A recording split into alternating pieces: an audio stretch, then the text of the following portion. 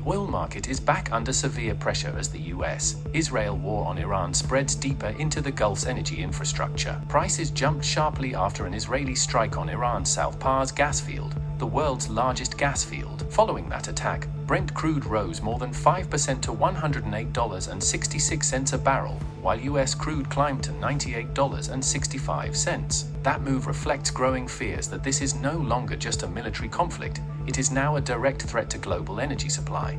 Iran reacted almost immediately. After reports that facilities linked to South Pars were hit, the IRGC warned it would target oil and gas infrastructure in Qatar, Saudi Arabia, and the UAE if Iranian energy sites were attacked again. And within hours, that warning turned into action. In Qatar, officials say an Iranian ballistic missile strike caused significant damage at Ras Laffan industrial city, the country's main gas facility and the heart of its LNG industry.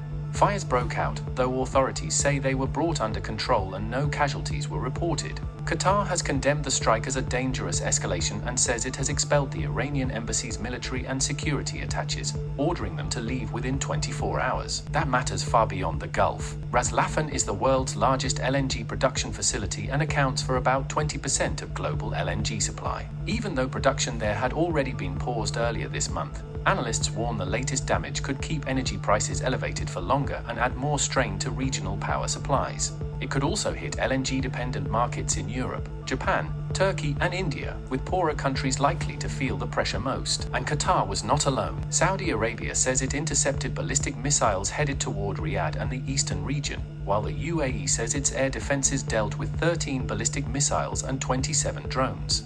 Abu Dhabi also says operations were suspended at the Habshan gas facility after missile debris fell nearby, and that the Bab oil field was also targeted. All of this is happening while the Strait of Hormuz remains heavily disrupted. Fighting has halted most shipments through the route, which normally carries about 20% of the world's oil and LNG supplies. Total output cuts in the Middle East are now estimated at 7 to 10 million barrels per day, or roughly 7 to 10% of global demand. That is why governments are scrambling for stopgap measures. In the United States, the Trump administration has issued a 60-day waiver of the Jones Act, temporarily allowing foreign-flagged vessels to move fuel, fertilizer, and other goods between U.S. ports. The White House says the move is meant to speed deliveries and reduce pressure on supply chains. At the same time, Washington has issued a general license authorizing certain deals involving Venezuela's state oil company PDVSA, while also planning to release oil from the U.S. Strategic Petroleum Reserve.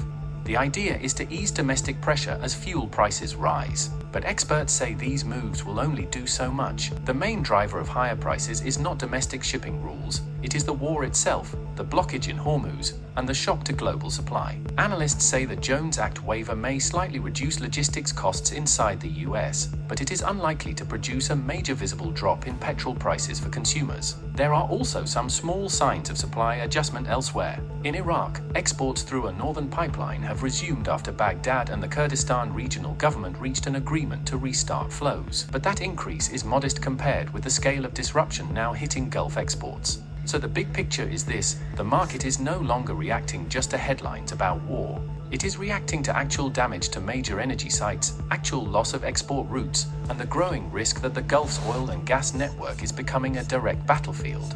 And unless shipping through Hormuz normalizes and attacks on energy infrastructure stop, oil and gas prices are likely to remain high, with global inflation and energy security risks rising alongside them.